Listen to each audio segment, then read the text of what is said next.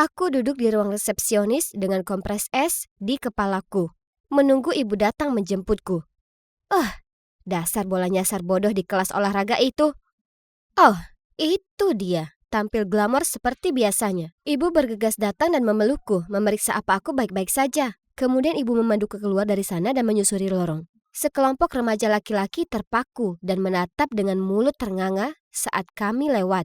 Salah satunya bahkan bersiul seperti serigala. Bahkan guru matematikaku yang sedang berjalan keluar kelasnya mulai membetulkan dasinya dan melambaikan tangan ke arah kami. Tidak, reaksi itu tidak ditujukan padaku. Itu semua untuk ibuku. Ibu terlalu cantik untuk terpengaruh oleh bagaimana para pria bertingkah laku di dekatnya. Di perjalanan pulang, aku mendapat pesan dari sahabatku Mini. Aku bertaruh semua pria akan berlomba-lomba untuk mendapatkan kencan dengan ibumu. Dia bagai seorang dewi tadi. Aku tertawa kecil. Membayangkan sekelompok pria dewasa bersaing untuk mendapatkan perhatian ibu membuatku geli. Aku tak paham kenapa ibuku masih melajang. Ibu itu orang yang cantik, sukses, dan sangat baik.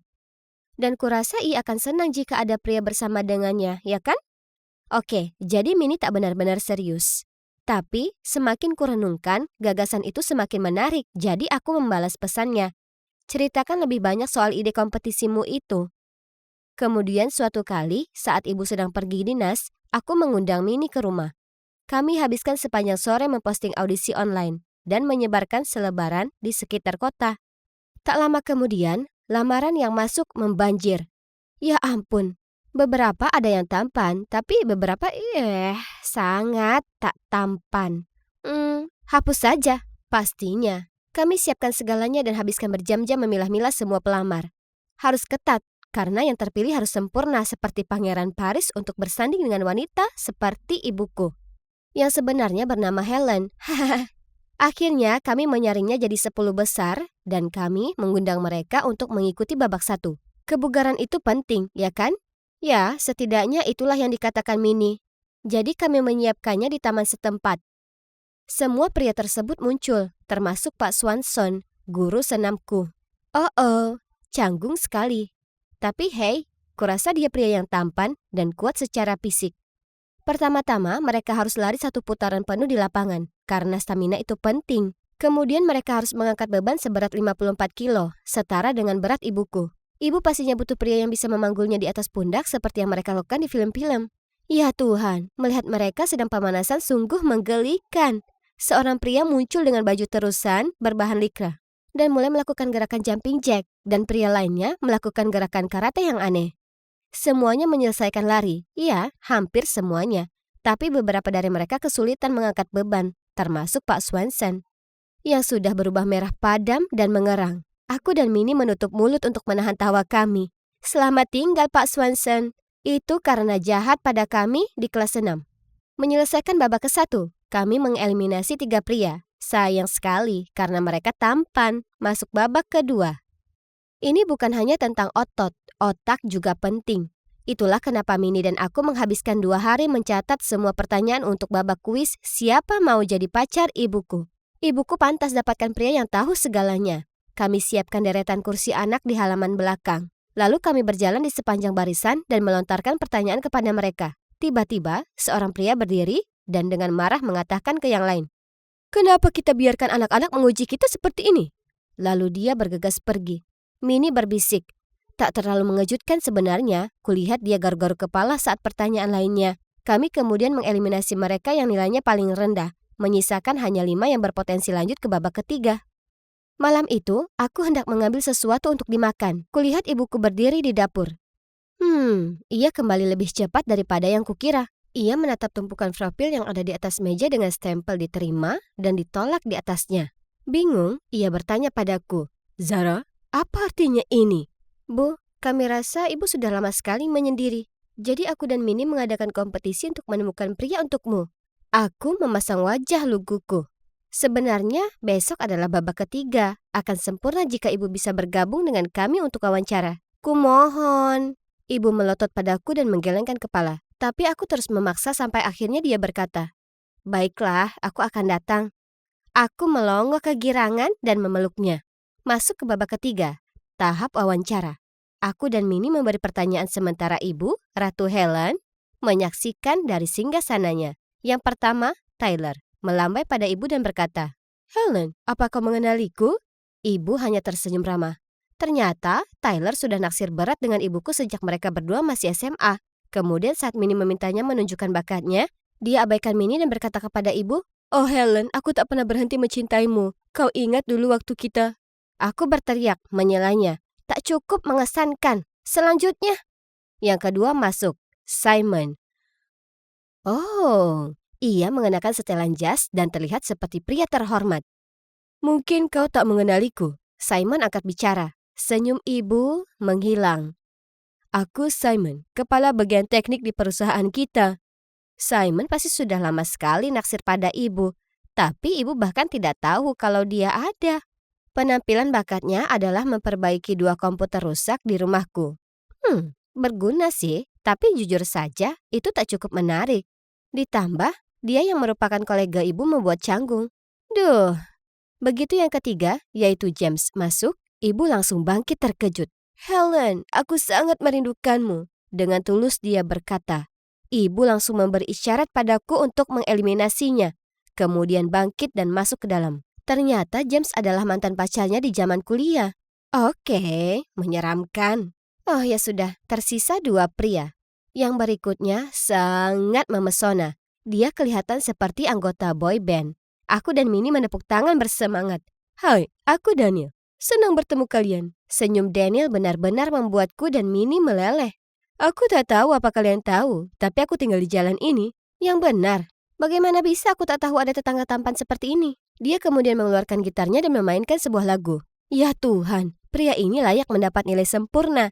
Tapi dia baru berumur 21 tahun.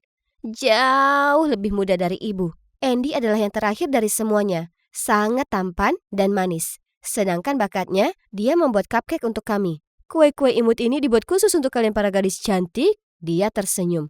"Oho, betapa mempesonanya." Akhirnya, aku dan Minnie duduk bersama dan mendiskusikan opsi kami. Nah, hasilnya cukup jelas. Dengan bersemangat kuumumkan, kami sudah membuat keputusan. Ayah baruku, Pangeran Paris yang terpilih untuk ibuku Helen, sang juara, adalah Andy. Dia tampak sangat senang dan tersenyum pada ibuku. Ibu tetap menjaga senyumnya yang sopan dan tetap diam saja. Hore, ini bagus sekali. Akhirnya aku punya ayah. Terlebih lagi yang ini bisa membuat makanan yang luar biasa. Aku tak sabar menunggu kencan pertama mereka. Au, sekarang biar ku beritahu kalian, kencannya berjalan dengan luar biasa. Andy mengajak ibu dan aku ke sebuah restoran mewah di kota. Dia menarik kursi untuk kami, memesan makanan yang dia rasa kami akan suka. Lalu dia mulai membagikan cerita-cerita yang keren sekali. Dia sungguh pria yang baik. Jika aku punya pacar, aku mau yang seperti dia. Setelah kami selesai, aku menyeberang jalan untuk membeli es krim dan melihat mereka berpelukan. Sempurna, sepertinya semuanya berjalan lancar. Oh, Andy, aku sudah bisa membayangkan kehidupan di mana dia menjadi keluarga. Malam itu, ibu duduk di sampingku sementara aku sedang mengirim pesan sambil nonton TV. "Zara, aku senang melihatmu bersenang-senang beberapa hari ini." Aku bergumam. Masih mengirim pesan. "Tapi pernahkah terlintas di pikiranmu bahwa yang kau lakukan ini untukmu dan bukan untukku?" Maaf? Aku berusaha keras untuk membuatnya bahagia dan ibu bisa bilang begitu padaku? Aku melepas pandangan dari ponsel dan menatapnya. "Sayang, kau hanya memilih pria yang kau paling sukai. Itu pilihanmu, bukan pilihanku. Aku menghargai apa yang kau lakukan, tapi hubungan tidaklah semudah itu." Dengan penuh air mata, aku ambil ponselku dan mengguncangnya. Mengatakan kalau aku sudah mengundang Andy datang di akhir pekan untuk mengajariku memasak. Ibu tersenyum. "Tak masalah. Aku dan Andy sudah bicara dan memutuskan untuk tetap berteman. Jadi, rencana akhir pekan ini tetaplah sama." Aku menundukkan kepalaku dan meminta maaf padanya. Ibu benar, aku memilih Andy jadi favoritku tanpa pertimbangkan perasaan ibu. Tapi, ya, itu tak seburuk itu. Karena setelahnya, Andy selalu datang hampir tiap akhir pekan, mengajakku belanja bahan pokok dengannya, lalu memasak untuk kami. Dia mengajariku cara memasak dan membuat kue, dan kami bahkan ngobrolin cowok-cowok konyol di sekolahku. Serius, jika si Richard ingin dapat kesempatan dengan gadis secantik Zara kita ini, maka dia harusnya lebih kuat, kata Andy sembari tangannya memasak dengan luwes. Ya, Richard, terbakar. Ngomongin soal terbakar, aduh. Iya, itu aku yang barusan tersulut oven karena memikirkan semua ini. Andy bergegas datang, mengarahkan tanganku ke keran dan mengalirinya dengan air dingin. Oh, ya ampun. Dia sangat perhatian dan bijaksana. Tak seperti cowok kekanakan seumuranku. Tak lama lagi adalah ulang tahunku yang ke-16 dan tentu saja Andy jadi koki makan malamnya. Ibu dan Minnie hanya perlu menyalakan lilin kue ulang tahun. Kemudian, saat kulihat Andy diterangi cahaya lilin, aku tahu aku tak bisa lagi membohongi diri. Aku jatuh cinta padanya. Kuhabiskan berhari-hari merencanakan pengakuan terbaik padanya.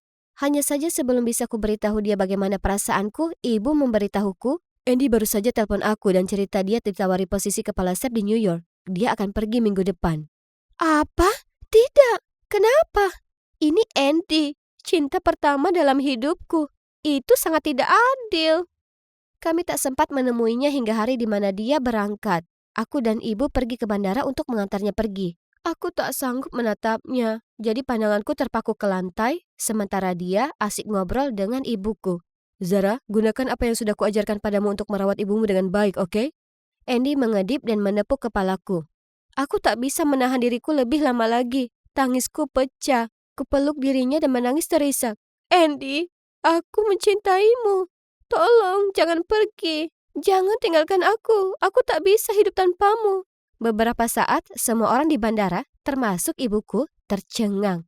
Semua mata memandangku. Andy langsung mendorongku menjauh, berdehem dan mengatakan, Zara, kau ini gadis yang cantik dan juga manis. Kau akan temukan pacar yang sesuai. Kemudian dia menoleh ke ibuku. Doa yang terbaik untuk kalian. Selamat tinggal Helen, selamat tinggal Zara. Dan aku melihatnya berjalan pergi dengan air mata membasahi wajahku. Begitulah. Sudah 6 bulan sejak itu, dan aku akhirnya menyadari bahwa perasaanku pada Andy hanyalah perasaan bingung seorang remaja. Aku memang menyayanginya, tapi itu lebih seperti mengagumi dan menghormatinya sebagai sosok seorang ayah. Oh ya, aku beneran sudah punya ayah sekarang, tapi itu merupakan pilihan ibuku tersayang, namanya Harris. Dan dia mungkin bukan koki sehandal Andy, tapi dia pria yang baik dan dia bisa membuat ibu bahagia. Dan tentu saja, kami masih saling berkabar dengan Andy. Baik karir maupun kehidupan percintaannya berjalan sangat baik di kota apel besar itu. Aku sudah memetik pelajaran, hidup penuh dengan pilihan. Beberapa baik dan beberapa tak terlalu baik. Tapi terkadang, sebesar apapun keinginan kita tak bisa membuat pilihan untuk orang lain. Justru, kita seharusnya berbesar hati dan biarkan mereka memilih sendiri. Kehidupan SMA sudah dimulai dan berjalan cukup lancar. Saat ini aku sedang berhubungan dengan cowok yang sangat tampan di kelas matematika. Cowok seumuranku ternyata tak terlalu buruk sejujurnya. Kehidupan Minnie juga tak terlalu buruk. Karena dia sekarang memacari Daniel si musisi itu dan menikmati touring bersamanya kapan saja dia manggung di konser. Akhirnya, yang membahagiakan bagi semua orang, bukan? Tak pernah sebelumnya aku bernegosiasi selama ini. Aku berada di sini sejak jam 3 dan sekarang jam 8. Parahnya, aku bahkan belum membahas soal pendanaan. Sudah kucoba tapi itu salah Dan. Dia terus saja menyelaku dan melenceng dari topik. Saat kulihat Dan yang sedang peragakan permainan sepak bola dengan aneka saus, aku penasaran kok bisa dia jadi anggota dari OSIS. Dia memang sudah senior, tapi dia siswa dengan nilai biasa saja yang sepertinya tak unggul dalam hal apapun. Dia juga membesar-besarkan segala sesuatu dan pada dasarnya hanya main-main. Seharusnya tak kusetujui dan mengadakan pertemuan di sini. Tak cuma kusia-siakan 5 jam hidupku, tapi sepertinya pendanaan ini tak akan terjadi. Aku tak tahan lagi. Ingatkan aku, jangan pernah dengarkan Dan lagi. Ku ambil tasku dan hendak berdiri saat Pak Johnson menoleh padaku. Ruth, aku suka sekali idemu. Mendanai semua itu akan sedikit sulit, tapi aku bisa beri 80%-nya dan jika ini jadi acara tahunan, dengan senang hati aku akan mensponsorinya. Aku menatapnya dengan mulut terbuka. Apa aku tak salah dengar? Pak Johnson, pemilik toko musik setempat, sebenarnya setuju menyediakan sebagian besar pendanaan untuk pertunjukan bakat siswa yang kami adakan. Ngomong-ngomong, aku suka si Dan.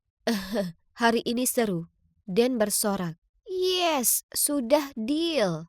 Dan dengan antusias menjabat tangan Pak Johnson. Tunggu, harusnya aku yang menutup kesepakatan. Tak masalah, kami dapatkan pendanaan itu. Ini luar biasa. Kami berhasil. Dan meninju ke udara. Hei, bagaimana kau? Dia menyeringai ala Cheshire Cat saat menjawab. Tak pernah menyangkanya, ya kan? Bagaimana pendapatmu sekarang tentang Ruth, ketua baru?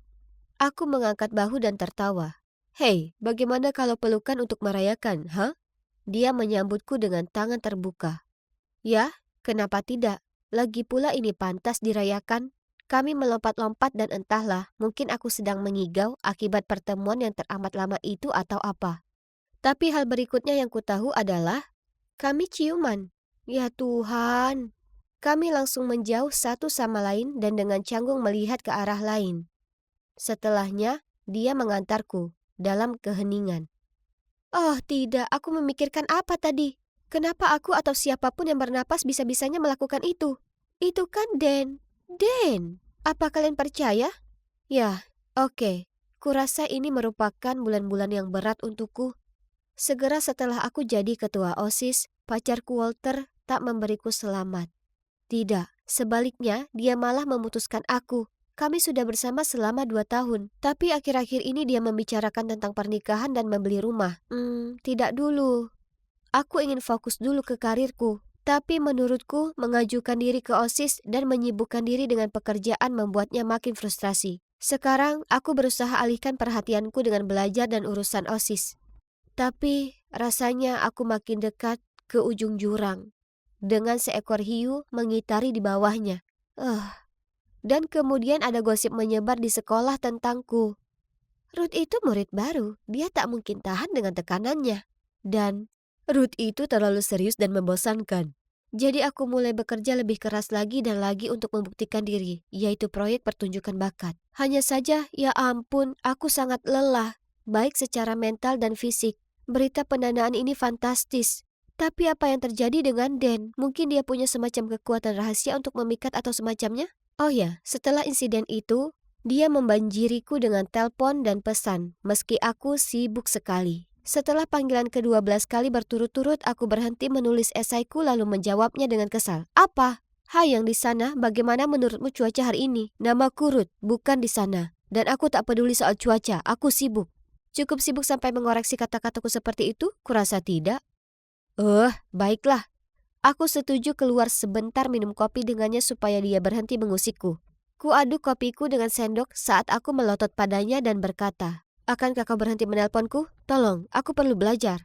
Dia menjejalkan sebagian besar kue muffin ke mulutnya dan lama sekali mengunyahnya.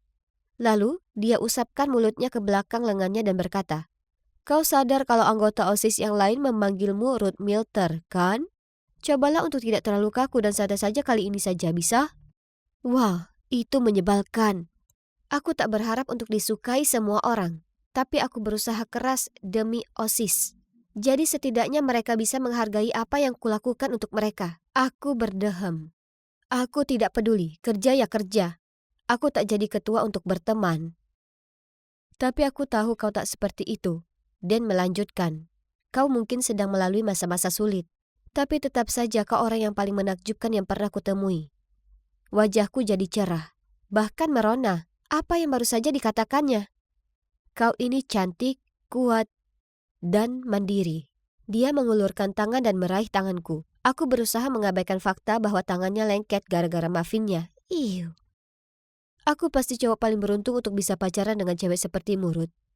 Cewek-cewek yang lain itu hanya iri padamu. Maksudku, kau menonjol. Dan mereka tidak. Tunggu dulu, apa katanya? Pacaran? Aku memberinya pandangan jijik. Kau kira kau siapa? Membaca ekspresiku wajahnya berubah. Oh, kukira ada sesuatu di antara kita. Aku mematung beberapa saat. Apa aku terlalu kasar? Maksudku, dia sangat baik mengatakan kata-kata itu tadi. Baiklah, dengarkan dengan seksama. Aku akan jalan denganmu, bukan pacaran. Tapi kau harus janji, sumpah. Kalau kau tak akan pernah bilang ke siapapun soal itu, aku tak tahu. Maksudku dia sangat kekanakan dan menyebalkan. Tapi kurasa juga cukup menyenangkan berada bersamanya. Dia membuatku tertawa dan aku suka itu. Semua yang kulakukan hanya kerja. Dan mungkin karena itulah Walter putus denganku. Apa benar begitu? Mungkin saat jalan dengan Dan, sebaiknya aku berlatih agar tak terlalu serius. Di suatu minggu, saat kami makan siang di suatu kafe pilihannya, aku menanyakan soal kelulusannya di musim panas yang akan datang serta rencananya. Jujur, aku belum memikirkan lebih jauh dari menyelesaikan tahun pertamaku, katanya di sela mengunyah sandwichnya. Kalau kamu? Tanyanya. Ya, aku pingin ke kampus ternama untuk program master. Kalau bisa ke Dartmouth dan belajar ilmu sosial. Kemudian kerja di pemerintahan tapi menempati posisi yang penting. Seperti jabatan pimpinan dan yang benar-benar memberi dampak. Dan mengangkat bahu setelah aku selesai bicara. Iya, rencana yang bagus. Sambil terus mengunyah makanannya. Aku merasa aneh. Apa aku bersikap tak realistis? Atau itu hanya sudut pandang Dan saja? Tapi aku punya hubungan bahagia. Mungkin baiknya adalah berkompromi dan menerima perbedaan, ya kan? Aku tersentak kembali ke masa kini. Jika semua yang berkaitan dengan Dan tidak terjadi, aku masih tetap berada dalam kesedihan dan keputusasaan. Memang aneh. Aku merasa lebih baik bersamanya, tidak seperti bersama Walter. Jadi sebaiknya kuhargai pendapatnya. Harus belajar dari kesalahanku, kan? Suatu hari, aku sedang rapat OSIS merencanakan penggalangan untuk kekurangan dana pertunjukan bakat. Kuputuskan ini saatnya orang-orang melihat Dan yang sesungguhnya, jadi kutunjuk dia sebagai penyelenggara acara. Tapi ini tak berjalan lancar, karena menurut pandangan anggota OSIS yang lain, Dan itu boneka idiot yang pemalas. Beri dia kesempatan. Dia orang yang membujuk Pak Johnson mendanai pertunjukan bakat. Tolong, kita tak pernah tahu kekurangan dan bakat orang lain. Kemudian si Catherine ini dengan sinis berkata, tentu kau tahu kemampuannya karena dia pacarmu. Kau payah dalam memimpin, yang kau pedulikan hanyalah perasaan pribadimu. Aku tahu, aku akan mengencanimu supaya nanti aku bisa dapat pekerjaan yang pantas kudapatkan. Lidahku keluh, dan aku tak bisa menemukan kata-kata untuk membela diri. Dan di saat yang sama aku sangat-sangat marah pada Dan, dan parahnya lagi, dia bahkan tak mau repot-repot datang ke rapat. Setelahnya aku datang ke rumah Dan dan dengan marah menggedor pintunya. Berteriak padanya tepat saat dia membuka pintu. Bagaimana orang-orang bisa tahu kalau kita jalan bareng? Dan diam-diam menggaruk kepalanya. Matanya terbuka lebar dan menatap dengan canggung ke sembarang arah. Jawab aku! Aku melanjutkan, tapi masih tidak ada jawaban. Kuacungkan jariku ke wajahnya. Baru saja ku terima amukan di rapat OSIS karena menempat kamu jadi penanggung jawab penggalangan dana acara. Dan kau bahkan tak mau repot-repot datang. Kau sebaiknya lakukan pekerjaanmu dengan hebat, kalau tidak kita berdua tamat. Kemudian aku bergegas pergi. Selama beberapa hari berikutnya gosip tentangku terus beredar. Jelas, Dan sudah membual ke semua orang kalau dia berhasil mendapatkan cewek kaku sepertiku. Kalau aku ini bukanlah harimau betina, tapi lebih seperti anak kucing yang manis. Sekarang semua orang menatapku dan menertawakanku, dan mengeong padaku di koridor. Seseorang bahkan mengisi kursiku di ruang OSIS dengan makanan kucing. Ini mengerikan untuk dihadapi. Tapi bukannya memberi semangat, Dan malah bolos sekolah seminggu penuh. Dia juga tak mengatur tempat untuk penggalangan dana, yang artinya kami harus jadwalkan ulang acaranya. Aku sudah terlihat buruk. Jadi para guru memberiku wejangan tentang tanggung jawab dan sangat menyarankan aku agar mundur dari OSIS. Jadi itulah yang kulakukan. Catherine yang sekarang memimpin. Setelahnya, aku tak bisa menghadapi sekolah. Jadi aku mengurung diri di kamarku dan menangis sambil memikirkan kembali semua yang telah terjadi. Awalnya, Walter meninggalkanku. Lalu semua orang di OSIS mencemoohku. Lalu aku kehilangan posisi di OSIS yang susah payah kudapatkan karena aku berikan kepercayaan pada orang yang salah. Dan. Yang dilakukannya menyakitkan. Karena dia itu persis seperti apa yang dijabarkan orang. Kekanakan dan tak peka. Aku bimbang antara tak ingin ketemu dengannya lagi. Tapi juga sangat merindukannya. Sekarang aku tak punya siapa-siapa. Dan aku merasa sendirian. Sial. Kesepian itu menyebalkan. Jadi saat dia menelponku, aku mengangkatnya. Dia bilang dia ada di luar rumahku. Kurasa setidaknya aku perlu mendengar penjelasannya, ya kan? Hei cantik, dengar. Dia meraih tanganku dan menatap lurus mataku. Ini tak masalah, oke? OSIS, posisi ketua, orang-orang itu mereka tak berarti. Yang paling penting adalah kau bahagia, dan aku akan membuatmu bahagia. Aku sangat ingin percaya kata-katanya, jadi kubiarkan dia mengajakku keluar. Kami akhirnya ke restoran bising ini dengan para pelayan yang bernyanyi. Menurutnya itu lucu, tapi aku merasa sangat tak nyaman. Jadi saat perjalanan pulang dia menyeretku ke arena permainan dan meninggalkanku. Jadi dia bisa lanjut ke permainan membunuh zombie. Saat aku menontonnya berputar lalu menembak, kusadari betapa berbedanya kami. Kurasa aku bertahan dengannya karena aku sudah kehilangan semuanya. Siapa aku kini? Aku merasa seperti orang asing bagi diri sendiri. Ini bukan aku, dan Dan bukan orang yang tepat untukku. Dia bergegas mendatangiku dan dengan bersemangat menarik lenganku. Ruth, cobalah lihat skorku yang tinggi. Aku menggelengkan kepala dan dengan enggan berkata, ini sudah berakhir. Aku menarik lepas lenganku dan berjalan pergi. Setelahnya aku terus menutup diri. Dan di sekolah, sebisa mungkin aku menghindari Dan dan mantan anggota OSISku dulu. Rasanya menyakitkan saat kulihat poster pertunjukan bakat di sekitar sekolah.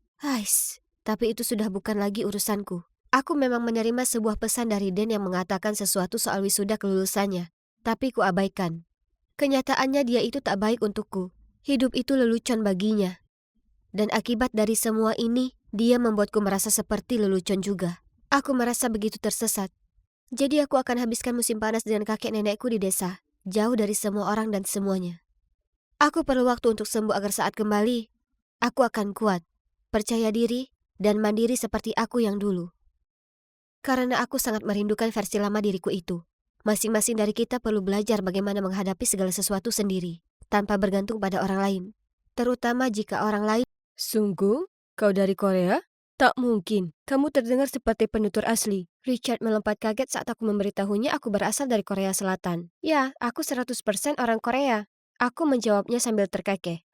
Kuhabiskan berjam-jam setiap hari melatih bahasa Inggrisku, kurasa itu membuahkan hasil. Tapi itu sudah 6 tahun lalu. Aku Jenny dan aku orang Korea. Saat usiaku 21, aku bergabung di klub bahasa Inggris online di mana aku pertama bertemu Richard. Yang tak pernah kusangka aku akan jatuh cinta padanya. Tapi itu persisnya yang terjadi.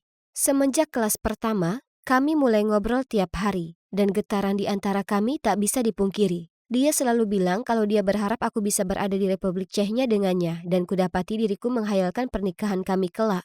Oke, memang aku berlebihan. Tapi dia sungguh luar biasa. Setelah sebulan lamanya ngobrol tanpa henti, aku sadar aku mungkin akan gagal kuliah jika aku tak mulai menyusun prioritasku dengan benar. Tapi yang bisa kupikirkan hanya dia. Dan kapanpun kami tak sedang ngobrol, aku menguntitnya di media sosial. Dan kapanpun kulihat dia ditandai dengan cewek lain, aku jadi sangat cemburu. Ini tidak sehat. Maksudku, aku belum pernah bertemu dengannya di dunia nyata. Tapi kami masih terus jatuh hati satu sama lain. Dan dia bahkan mengenalkanku kedua sahabatnya, Anastasia dan Pavel, lewat obrolan video. Namun, tak seperti percintaanku yang berbunga-bunga, aku gagal total di perkuliahan. Aku selalu menertawakan temanku yang lagi kasmaran, dan sekarang aku tak lebih baik daripada mereka. Ini tak benar, harus ada yang diubah. Jadi meskipun menyakitkan hati untuk dilakukan, suatu malam sebelum duduk di meja belajar mengerjakan tugasku, ku ambil ponselku dan memblokir WhatsApp-nya, menonaktifkan Facebook-ku dan lainnya tanpa memberitahunya. Ya, aku benar-benar mengghostingnya. Itu pilihan yang sulit. Karena malam itu, bukannya menyelesaikan tugas, aku malah berbaring di tempat tidur dengan bantal basah air mata. Itu sangat menyakitkan, tapi aku harus memikirkan masa depanku. Orang tuaku akan membunuhku jika aku tak dapat pekerjaan bagus. Aku tak bisa mengecewakan mereka. Oh ya, Pepel mengirim pesan padaku beberapa hari kemudian mengatakan kalau Richard benar-benar kacau. Dan dia tak pernah melihatnya sekecewa itu. Dia hampir tak makan sama sekali dan hanya minum seharian. Tak jauh berbeda dengan zombie. Tapi aku tetap tak terpengaruh. Aku yakin dia akan baik-baik saja. Dia itu muda dan tampan dan cewek-cewek selalu mengejarnya. Dia akan segera melupakanku. Dan aku akan melupakannya, ya kan? Andai saja semudah itu. Aku merindukannya setiap hari. Meskipun kami terpisah ribuan mil jauhnya, entah bagaimana dia selalu membuatku merasa sangat aman. Seolah dia berada tepat di sampingku. Apa yang telah kulakukan? Aku mengacaukan segalanya. Daripada membuang waktu berpikir yang tidak-tidak, lebih baik kucurahkan semua energiku untuk studiku sekarang, ya kan?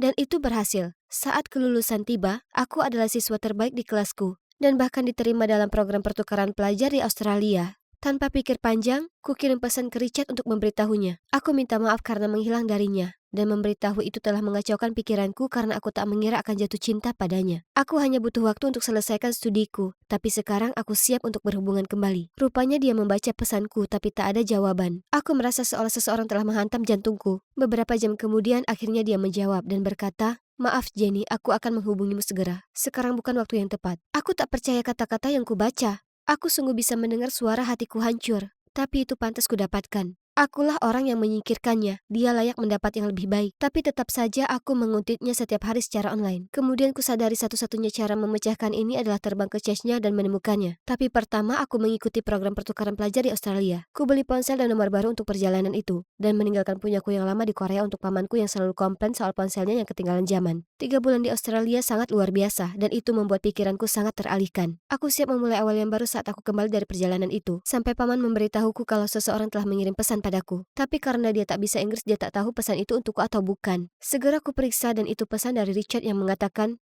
"Jenny, aku minta maaf atas pesanku yang terakhir. Aku sangat merindukanmu. Senyummu, matamu, suaramu. Kuharap kau memberiku kesempatan lain. Dengan cinta, Richard." Ya Tuhan, berbulan-bulan sudah berlalu sejak dia mengirimkan ini. Dan bagian terburuknya adalah bahwa pamanku telah membaca pesannya, jadi pesan itu sudah dilihat.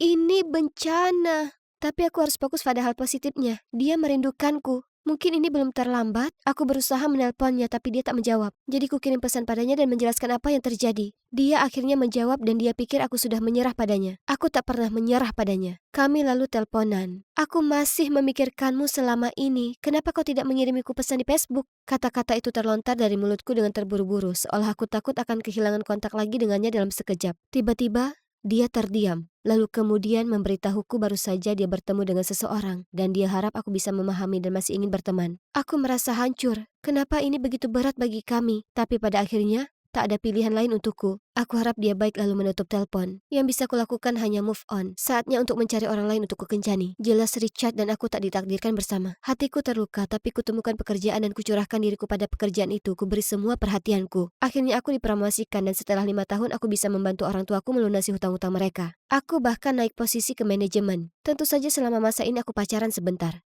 Tapi aku tak bisa membuat hubungan-hubungan itu langgeng. Aku hanya merindukan Richard sepanjang waktu. Aku terus bermimpi kami menghabiskan Natal bersama. Itu sangat membuat frustrasi. Maksudku, sudah 5 tahun dan kami tak pernah bicara sama sekali. Kenapa aku tak bisa melupakan dia? Kadang ku periksa halaman Facebooknya, tapi kulihat profilnya tetap sama selama bertahun-tahun.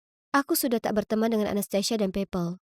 Jadi aku juga tak bisa menguntit mereka. Dia bisa saja jadi suami seseorang sekarang, atau bahkan seorang ayah. Tapi tetap saja aku tak pernah menyerah pada harapan mungkin kami akan bertemu di dunia nyata. Jalan kami akan berpapasan dan akhirnya kami akan bersama.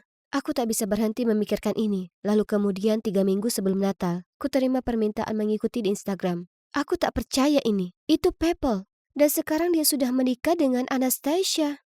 Ini membuatku senang sekali. Dan dia bilang padaku mereka akan bulan madu ke Korea dan berharap bertemu denganku. Ya Tuhan, ini menarik sekali. Aku sangat ingin bertanya kepadanya tentang Richard, tapi aku takut akan mendengar kalau dia sudah punya anak atau semacamnya. Anastasia juga mengirimiku pesan dan bertanya bagaimana kabarku. Ku katakan padanya aku masih lajang karena aku terus bekerja. Hei, tak mungkin aku bisa beritahu dia itu karena aku masih terobsesi dengan Richard.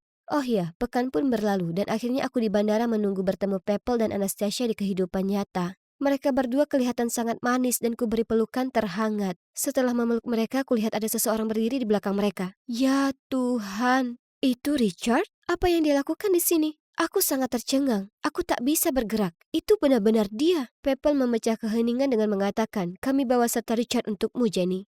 Silakan memukulnya, menggigitnya, menendangnya, apapun yang kau inginkan jika kau pikir dia pantas menerimanya." Karena sangat terkejut, tangisku pun pecah. Sudah 6 tahun lamanya tanpa berita, dan sekarang disinilah dia, sedang memandangku. Kutanya ke diri sendiri apa aku bisa memeluknya, tapi aku tak punya kesempatan untuk menjawab pikiranku karena dia berlari ke arahku dan mengangkatku di lengannya. Mendekapku erat. Dia lalu berbisik di telingaku, "Aku minta maaf Jenny, tolong jangan menangis. Aku di sini, aku tak akan meninggalkanmu lagi, aku janji." Tapi apa aku bisa mempercayainya? Aku masih kaget saat mengantar mereka ke hotel, dan sekali lagi saat aku mengantar mereka keluar makan makanan Korea. Aku gugup jalan bersama mereka. Tapi kami sungguh menikmati malam yang luar biasa, makan, minum, dan tertawa. Besok People dan Anastasia memulai bulan madu mereka. Jadi mungkin saat itu Richard dan aku akan punya waktu sendiri bersama untuk membahas apapun yang terjadi di antara kami. Setelah mengantar mereka kembali ke hotel, aku berkendara pergi saat tiba-tiba kulihat Richard lari di belakang mengejarku. Dia bilang ingin beritahu sesuatu jadi aku menepi dan kami duduk di kursi taman untuk bicara. Aku mendengarkan saat dia memberitahuku kalau dalam 6 tahun terakhir, dia berusaha kencan dengan gadis lain. Tapi tak pernah berhasil karena aku selalu ada dalam pikirannya. Dia bilang dia telah habiskan kebanyakan waktunya bekerja, jadi dia bisa menabung untuk mengunjungiku, atau membelikanku tiket untuk mengunjunginya. Itu butuh waktu lebih lama dari yang dia harapkan karena orang tuanya bercerai dan dia merawat ibunya yang sangat depresi. Beberapa bulan kemudian ibunya didiagnosa kanker dan dia harus bekerja lebih keras lagi untuk membayar biaya perawatan. Setelah 3 tahun perjuangan panjang, sayangnya ibunya meninggal dan sejak itu dia merasa sangat kesepian dan sedih. Suatu hari dia minta Pepel menghubungiku entah bagaimana caranya. Dan saat dia tahu kalau aku masih lajang, dia senang sekali dan putuskan sudah tiba waktunya datang ke Korea dan bertemu denganku. Katanya melihatku di kehidupan nyata telah membuatnya makin jatuh cinta padaku, yang dia tak pernah menyangka itu bisa terjadi. Kemudian dia memelukku erat dan aku tak bisa berhenti menangis. Kami habiskan Natal bersama, persis seperti yang selalu aku bayangkan. Dan ya, sisanya kalian tahu sendiri. Sekarang aku mengemasi tasku untuk terbang ke Republik China untuk bertemu Richard. Aku tak sabar ketemu keluarganya, dan kalian takkan percaya. Tapi kami bahkan berencana menikah. Pertanyaan besarnya adalah, di mana kami akan tinggal? Apa sebaiknya aku ke sana atau sebaiknya dia pindah ke Korea? Jujur saja itu tak masalah. Selama kami bersama, itu sempurna. Jadi memang benar apa kata mereka. Jika sesuatu sudah ditakdirkan, itu akan terjadi meski butuh waktu setahun atau 6 tahun. Yang ku tahu adalah aku lega aku sudah bersabar. Karena aku tak pernah sebahagia. Pagi itu, seperti biasanya, dan aku sedang menyortir buku di lokerku saat jeritan gembira dan sorak-sorai mengalihkan perhatianku. Hah? Ini masih terlalu pagi untuk seberisik ini. Sekelompok cewek ngumpul di papan pengumuman. Aku jalan mendekat untuk melihat. Ternyata, itu poster terbaru Hillary. Cewek tercantik di sekolah untuk kampanyenya jadi Ratu Prom. Ya, memang. Reaksi yang khas karena si Hillary sendiri sudah terlalu sempurna. Seharian kudapati diriku sendiri memikirkan poster Ratu Hillary. Oh, aku berharap bisa secantik dia. Maksudku, aku tak sejelek itu sih. Tapi pastinya aku tak secantik dia. Ya Tuhan, lihat aku. Tulang pipiku tak cukup tegas, bibirku kurang tebal, rambutku terlalu kusut. Dan sungguh aku harus loncat-loncat dulu untuk pakai celana jeans favoritku. Terima saja, aku ini polos dan biasa saja. Sementara Hillary, oh dia sangat cantik. Ibu memanggilku turun untuk makan malam, jadi aku duduk di sana dengan murung sambil memutar-mutar garpu di piringku. Ibu pasti memperhatikan ada sesuatu yang terjadi. Dengan mengerutkan kening, ibu bertanya padaku, Sonya, ada masalah apa? Hampir tak kau sentuh makan malammu. Aku tak lapar. Aku menghela napas. Lagi pula, aku sudah cukup besar dan cukup jelek. Sayang, jangan konyol. Kau terlihat cantik. Yang benar saja, ibu mengatakan itu hanya karena merasa itu yang harus dilakukannya. Kuucapkan terima kasih padanya untuk makan malam itu, lalu kembali ke kamarku dan melihat-lihat profil Hillary. Tak ada satupun fotonya yang jelek. Tak satupun. Dia sangatlah tanpa celah, sementara aku, ya kan, penuh kekurangan. Jadi di hari berikutnya, aku nongkrong di lapangan sekolah dengan sahabatku Sydney dan pacarku Lucas. Saat itulah Hillary lewat dengan pakaian yang memukau. Ya ampun, lihat betapa menawan dia itu. Panggilan bumi ke Sonya. Sydney melempar keripik kentang ke arahku. Aku menengok dan melempar pandangan untuk apa itu tadi. Dia memutar mata lalu melanjutkan. Berhenti menatap nona kecil populer itu dan perhatikan kami. Kau tahu, temanmu yang asli. Halo. Sorry, ku hela napas. Itu cuma karena dia terlihat sangat cantik pakai pakaian itu. Itu tak adil. Dia bahkan tak perlu berusaha. Sedangkan kalau di aku, akan terlihat seolah aku memakai kantung sampah. Berhenti bandingkan dirimu dengannya. Itu bodoh. Ya, Hillary ya Hillary. Kamu ya kamu. Dan kamu punya sisi cantikmu sendiri. Aku menggelengkan kepala. Yang benar saja, aku tak punya sisi cantik. Malahan aku ini biasa saja sementara Hillary sangat luar biasa. Pelajaran kimia adalah satu-satunya kelas yang kuikuti dengan Hillary. Dan selama 45 menit penuh, aku tak bisa berhenti menatapnya. Terpaku. Saat guru menjelaskan tentang tabel periodik, aku melamun betapa menakjubkannya punya rambut mengkilap dan kulit sebening miliknya. Kupergoki dia balik menatapku beberapa kali. Dan suatu kali dia berkata, "Apa?" Kemudian memutar matanya dan berpaling dengan kesal. Tapi tetap saja tak bisa kulepaskan pandanganku darinya. Setelah pelajaran, kuikutin dia ke kelasnya berikutnya. Meski itu berlawanan arah dengan di mana seharusnya aku berada. Aku terus memandang dengan rasa iri saat pacarnya Ethan, kapten tim basket, menatapnya penuh kekaguman. Dan bagaimana teman-temannya yang cantik berkerumun di sekelilingnya. Pasti sangat luar biasa menjadi sesempurna itu. Obsesi Hilaryku ini berlanjut di rumah.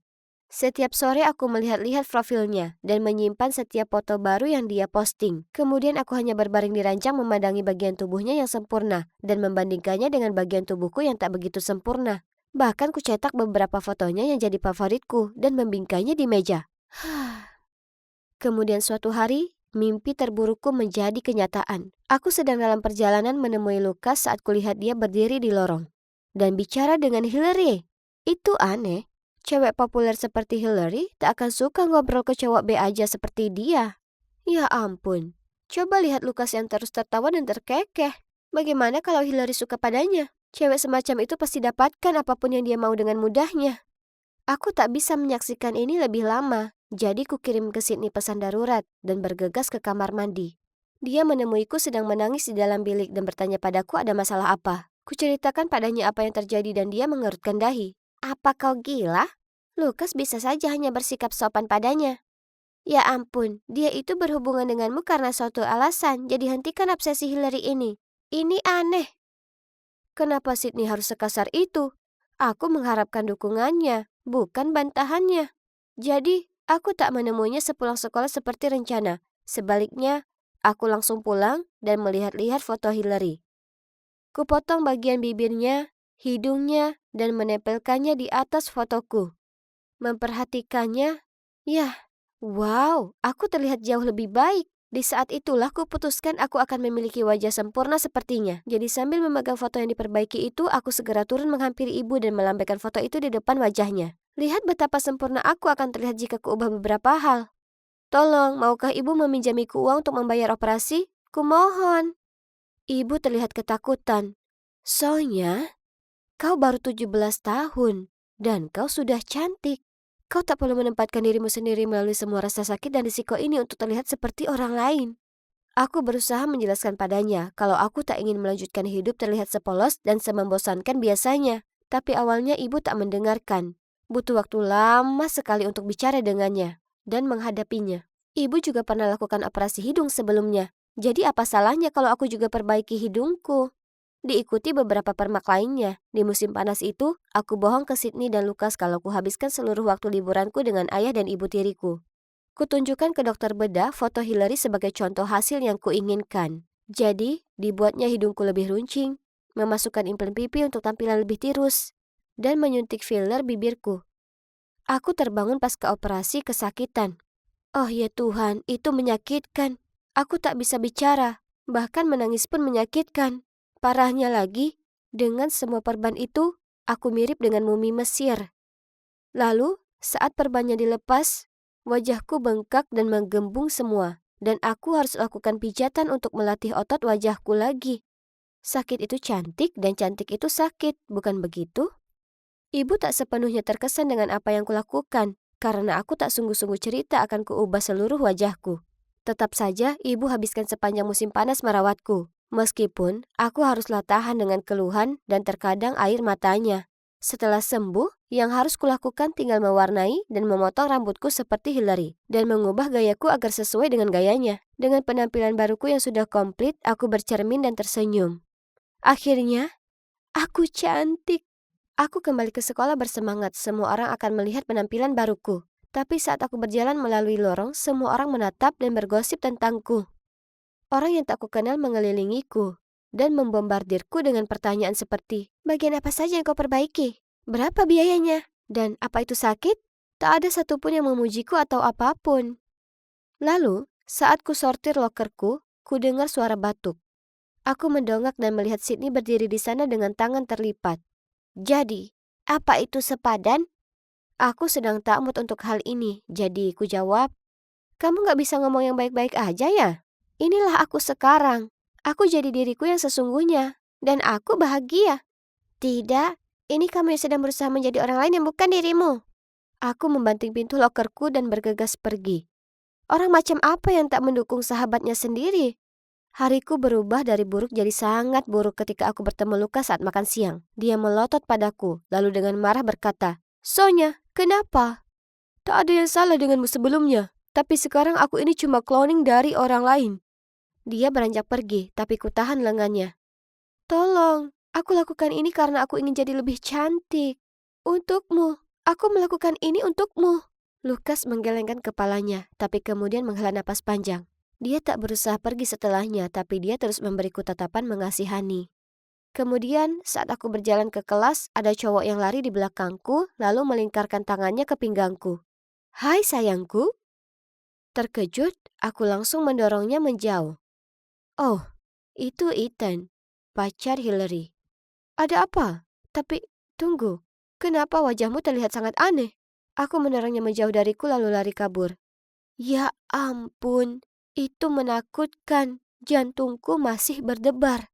Sejak itu, orang-orang terus saja keliru mengira aku Hillary. Lalu kapanpun Sydney duduk bersamaku, mereka menggosipkan betapa tragisnya dia sedang berusaha menjadi cewek keren. Itu membuatnya tak nyaman, jadi dia berhenti nongkrong denganku di sekolah. Aku harus duduk sendiri dan aku merasa sangat kesepian. Kemudian Lukas. Kapanpun aku berusaha keras memeluknya, dia menghindar. Lalu dia mengaku kalau menurutnya penampilan baruku tampak aneh dan menakutkan. Hidup terus berjalan dan prom sebentar lagi. Kulihat salah satu poster Ratu Hillary baru saja dirobek. Dan di posisi itu ada poster cewek lain bernama Kim. Ya ampun, kampanye Ratu Prom ini sepertinya sangat menegangkan. Kemudian, saat aku melangkah keluar, kudengar seseorang berteriak, "Sekarang!" Lalu hal berikutnya yang kutahu, sesuatu dilempar ke arahku. Dalam sekejap saja, aku berlumuran tomat dan telur. Bleh. Kemudian sekelompok cewek menyeringai keluar, salah satunya berkata, "Harusnya kau menyerah saja berusaha jadi Ratu Prom sebelum terlambat." Aku berseru sambil mengambil serpihan cangkang telur dari rambutku. Apa? Kenapa menyerangku? Oh, tunggu. Girls, ini si plastik peniru Hillary. Ya, kau masih pantas mendapatkannya. Bersenang-senanglah jadi versi gagalnya si Hillary. Mereka tertawa sembari pergi, meninggalkanku berdiri di sana merasa lebih buruk dari sebelumnya. Aku pergi ke kamar mandi untuk membersihkan diri, dan masuk saat Hillary memakai make-upnya di depan cermin. Wah, wajahnya ternyata tak begitu sempurna tanpa semua make-up yang terpasang. Oh, wow, kamu rupanya. Dia melirikku. Kau tahu, semua orang membicarakanmu, bahkan lebih dariku. Dia mengatakannya sambil memulas kelopak matanya dengan eyeshadow tebal sekali. Maksudku, aku merasa agak tersanjung, tapi percayalah, kau terlihat konyol. Kau ini seperti aku versi murah. Aku kasihan ke Lukas karena punya pacar yang sangat tidak pede sepertimu. Lalu dikibaskannya rambutnya dan pergi. Aku melihat diriku sendiri di cermin. Air mata membasahi wajahku. Jadi, Hillary cuma cewek jahat yang bersandiwara untuk membangun citra baik hati dan menutupi wajahnya yang biasa saja dengan banyak sekali make up. Dia tidaklah sempurna, sama sepertiku. Sejak saat itu, aku putus asa mendambakan tampil seperti diriku sendiri lagi. Aku memohon kepada ibu untuk meminjamiku uang untuk memperbaiki wajahku, tapi beliau menolak. Tidak lagi. Sekali sudah cukup. Bukankah ini yang kau inginkan? Hebat. Sekarang aku akan terjebak dengan tampilan seperti ini selamanya. Hingga suatu malam, pipiku mulai terasa sakit. Tak lama kemudian, aku tak bisa gerakan wajahku tanpa merasa kesakitan. Ibu menemukanku memegangi wajahku dengan menderita, lalu mengantarku ke rumah sakit. Dokter memberitahuku implanku telah bocor dan aku perlu operasi darurat untuk mengeluarkannya. Ini terjadi beberapa bulan yang lalu.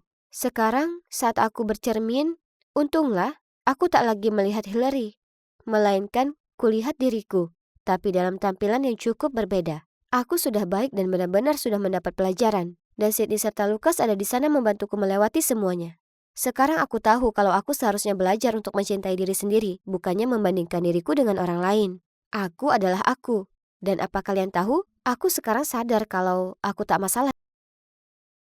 Hei, Dan, bagaimana kalau kita pergi ke restoran Jepang yang ingin aku coba? Tapi ibuku menungguku pulang untuk makan malam, jawab Dan dengan canggung. Lagi? Aku mengangkat alis. Bisa ditebak langkah selanjutnya adalah mengeluarkan ponselnya dan menelpon ibunya tersayang. Kata ibu makan di luar itu sangat mahal. Itu idemu, kamu yang harus membayar, oke? Permisi?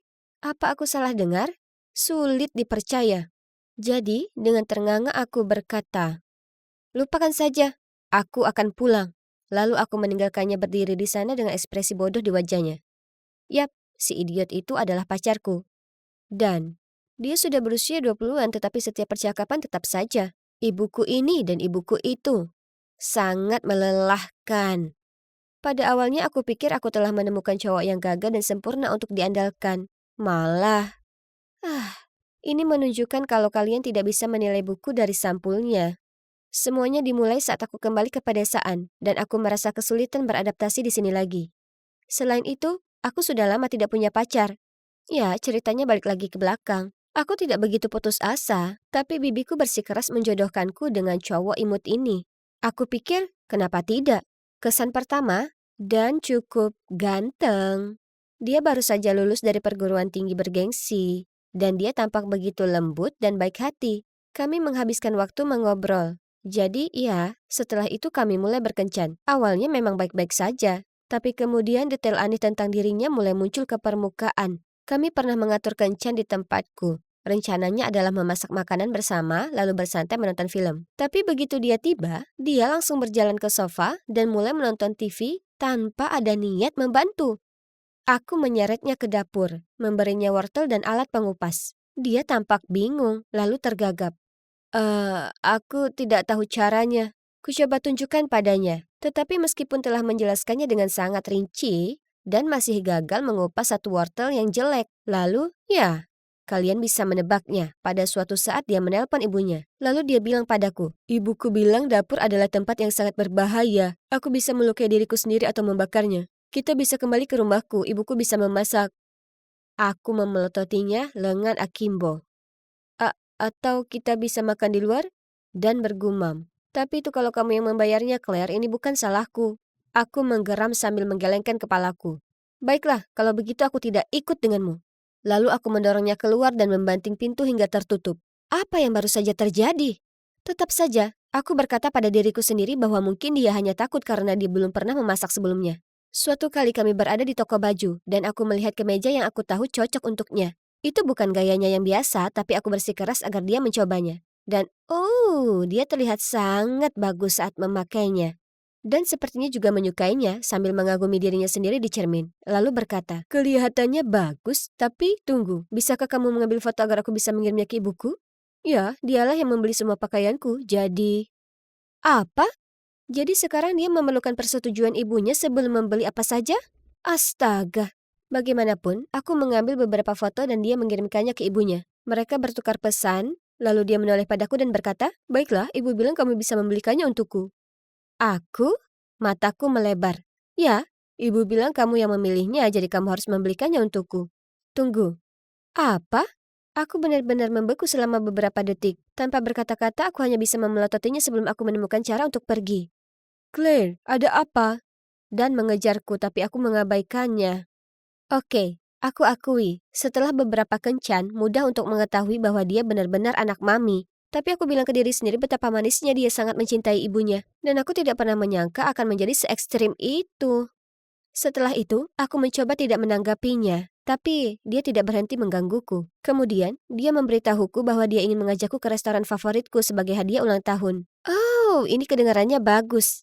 Mungkin dia menyadari sesuatu dan ingin menebusnya untukku. Kami berpegangan tangan dan berjalan menuju restoran ketika kami melewati toko sepatu. Dan di etalase ada sepasang sepatu bot yang sempurna.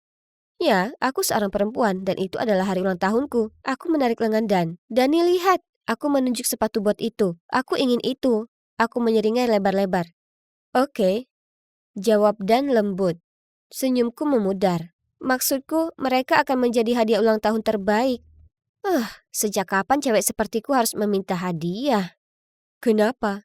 Dan mengangkat bahu. Kamu menyukainya, aku tidak. Wajahku memerah karena marah. Tapi ini hari ulang tahunku. Dan menggaruk kepalanya dan memaksakan senyum. Maaf sayang, tadi malam aku menghabiskan uang sakuku untuk beberapa game baru. Jadi aku bangkrut sekarang. Aku mencibir. Kenapa kamu tidak bertanya pada ibumu? Dan dia tiba-tiba menjadi marah. Hei, kamu jelas yang lebih kaya. Kenapa kamu terus memintaku membelikanmu barang? Cukup.